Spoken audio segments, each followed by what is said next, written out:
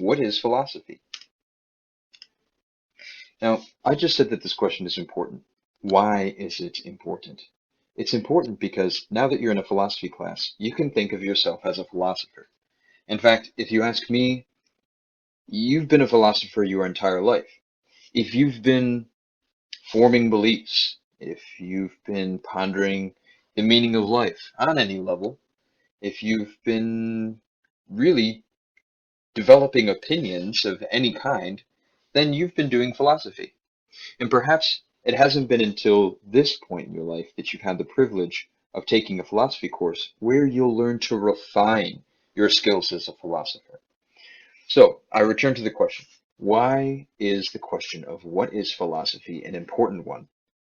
It's important because since you're now a philosopher, or since maybe you've always been a philosopher, wouldn't it be good to know what it is that you're doing? I mean, if you can't answer the question, what is philosophy, then how good of a philosopher can you be really?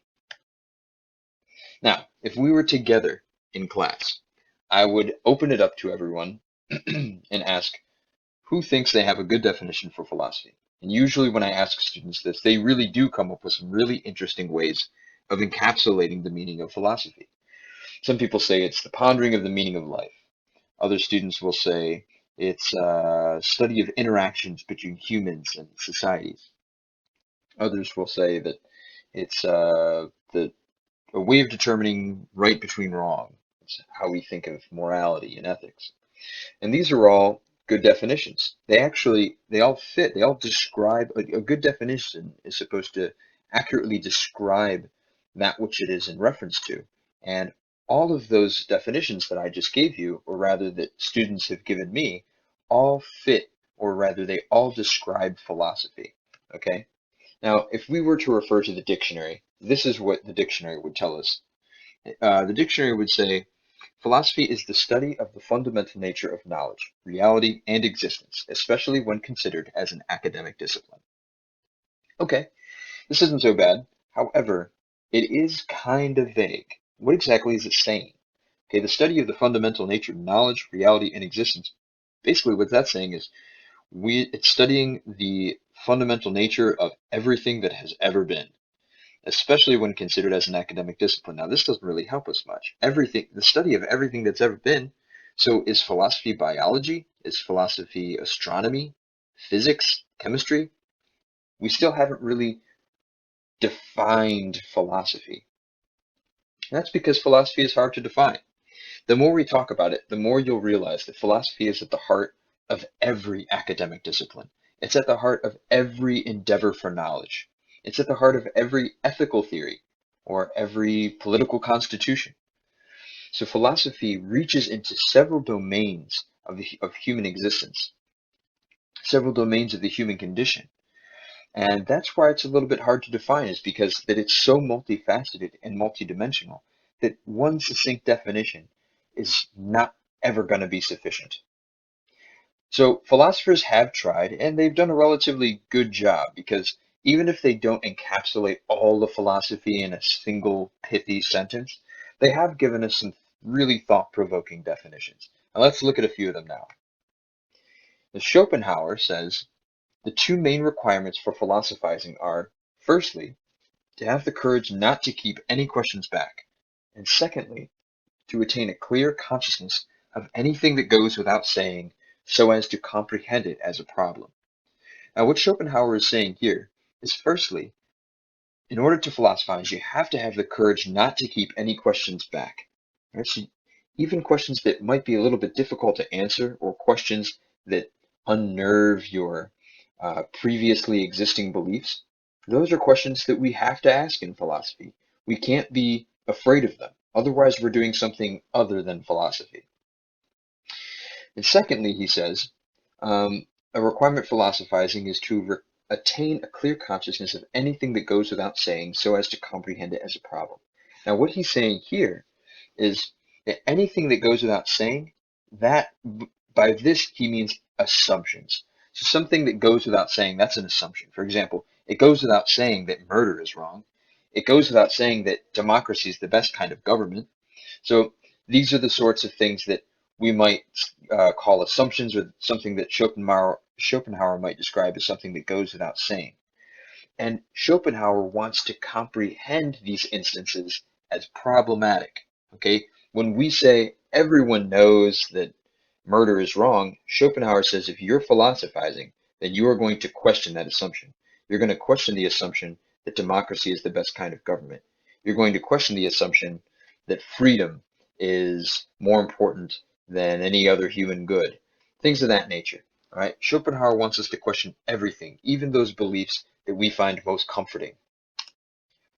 William James was an American philosopher and psychologist active in the 19th century who offered us this definition. Philosophy is the unusually stubborn attempt to think clearly. Now, by think clearly, this is kind of vague language he's using. To think clearly, I think what he means by this, think without any biases. Now, this is probably impossible to do. In other words, it's probably impossible for someone to think completely outside the realm of bias. However, William James wants us to remain stubborn against our own biases if we're going to do philosophy well. He wants us to be aware of our biases and work against them so that we can get a clearer understanding of the questions we ask and the matters in which we are interested. Now, if we look at all these definitions, okay, the one from the dictionary, Schopenhauer's definition, and William James's definition, and some of those definitions I mentioned that students give me, all of which are good, the common denominator in all of these is that philosophy is a kind of perspective. It's a kind of active participation in perceiving and understanding the world. Okay, so we can start there. Philosophy is a kind of perspective. It's a lens through which we can view situations and view them critically and without bias, or at least with as little bias as humanly possible. Now, for the ancient Greek philosophers, philosophy was the examined life. It went beyond passive perspective, and it went into actually conducting themselves. So Socrates, in Plato's writings, oftentimes touted philosophy as a way of life. It's not merely a way of perceiving the world and understanding the world. It's also an approach to interacting with the world, an approach that favors rationality, an approach that favors open-mindedness. And Socrates called this approach the examined life. Now, if we look at the etymology of philosophy, and if you don't know what the word etymology means, it just means the study of word origins. Okay, so probably one that you're familiar with is the term biology, right? Bio and logi, or logos, means the study of life. If we do that same thing to philosophy, what we get is philo and Sophie, love of wisdom. Now, what is wisdom? Is it knowledge? Probably not. It's probably something different than knowledge. Wisdom, I think, is best understood as liquid intelligence, whereas knowledge is crystallized intelligence. Now, the difference between liquid and crystal is one is moves and adapts, and well, it's liquid, and the other is crystallized. So it's formulated as it is. It's not moving. It's not fluid. It's not going to change shape or anything like that. It's just crystallized. Okay. So when we think of knowledge, we can think of crystallized information, all of the data that you know, stacked up in your mind, in the vaults of your memory. Now, wisdom, on the other hand, is the ability to call upon that information, to call upon that data, and use it in an effective way, use it in an intelligent way, in a rational way, in a practical way, what have you. So wisdom is the liquid use of all of that crystallized knowledge that we accrue through our education and experiences. And the ancient Greeks would definitely agree with this definition of, or at least this distinction between wisdom and knowledge, because as the ancient Greeks saw it, wisdom was merely good reasoning habits. And what are good reasoning habits other than abilities to relate bits of knowledge in a way that is conducive to making apt inferences or sound conclusions? So I think at this point we should have a pretty good idea of what philosophy is. and what kind of thought it entails. The next question we should address is, what does philosophy do? In other words, what is the function of philosophy? Well, back in Socrates' time, modern experimentation had not yet been developed, so philosophers answered all kinds of questions, similar to the kinds of questions that scientists, modern scientists, would answer. But now, philosophers answer a particular kind of question, and those are non-empirical questions. To make the distinction between empirical questions and non-empirical questions, let's refer to the table below.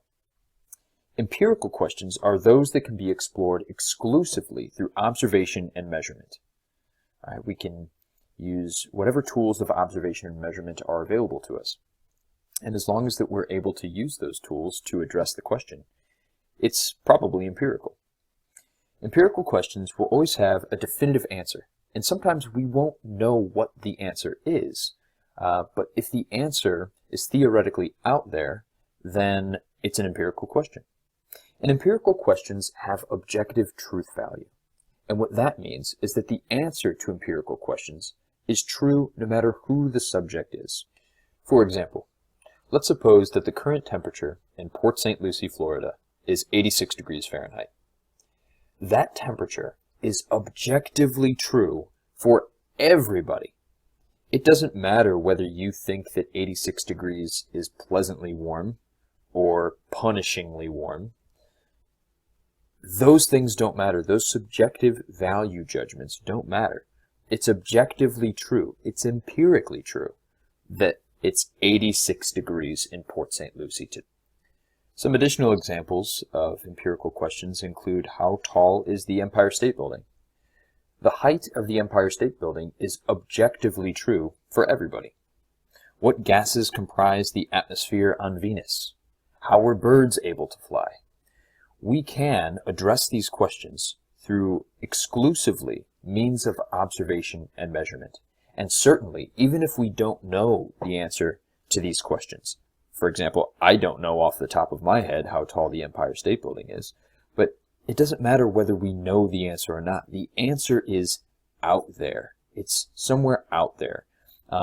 And that answer has objective truth value. Whatever the height of the Empire State Building is, it's objectively that height for everybody. The gases that comprise the atmosphere on Venus, the answer's out there, and the answer is true for everybody. The same conditions apply to the question of how birds are able to fly. Now, philosophers may be interested in the information that empirical inquiry might reveal, but empirical inquiry is not the primary function of philosophy. Rather, we need to go to the other side of the table and learn about non-empirical questions to understand what it is that philosophers do. The non-empirical questions must be addressed with speculation and argumentation. They do not have definitive answers, and whatever those answers are, they lack objective truth value. So if you ask 7 different people the same non-empirical question, each of them may have a different answer than the next, and each of them have equal claim to the truth no matter what their answer is. Okay, so questions like, what should I do with my life? How do I know I've met the one? Or how should we define intelligence? These are all non-empirical questions because for each of them, there is an infinite array of plausible answers. And these are the kinds of questions that philosophers address. We can't use science to address these questions. And you might be thinking, well, maybe we can use science to address these questions. And it's not completely wrong to think that, because if I ask myself the question, what should I do with my life? And then I say to myself, well, I think I should go to college. Let me do some research to determine whether going to college is a good idea. And I find that people who go to college tend to make a little bit more money. People who go to college tend to have a little bit more success raising a family. People who go to college tend to have longer lifespans. And I find all kinds of empirical evidence to support my belief that college is the best thing for me to do with my life currently. Well, that's great. It's great that you're using empirical data to support your non-empirical belief. But the belief that you want to go to college is non-empirical insofar as it lacks objective truth value. Because if you were to, for example, say, Well, maybe I don't want to go to college. Maybe I want to spend my 20s traveling the world. You could likewise go onto the internet and find lots of information, lots of empirical information that supports your belief that traveling around the world in your 20s is the best way to spend your 20s. So, sure, you can support a non-empirical conclusion. In other words, you can support the answer to a non-empirical question with empirical facts, but the answer itself is by definition non-empirical insofar as they will lack objective truth value. So, basically, sort of an over-reductive sense, it works like this. Empirical questions are questions about facts, facts that are derived from observation and measurement. Non-empirical questions, on the other hand, are questions that involve opinion or reasoning. Now, which is better? If I were to ask you, which is better in facts or opinions?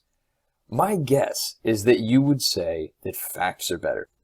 You might say that facts are more reliable, they're certain, they have that objective truth value, and there's something comforting about knowing something is definitely the case.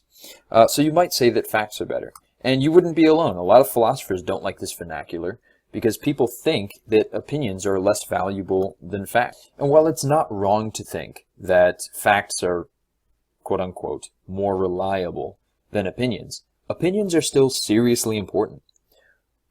Just think about the question that was raised on the previous slide. What should I do with my life?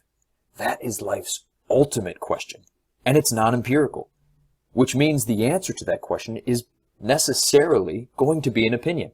But that's a really important opinion, perhaps the most important opinion in life.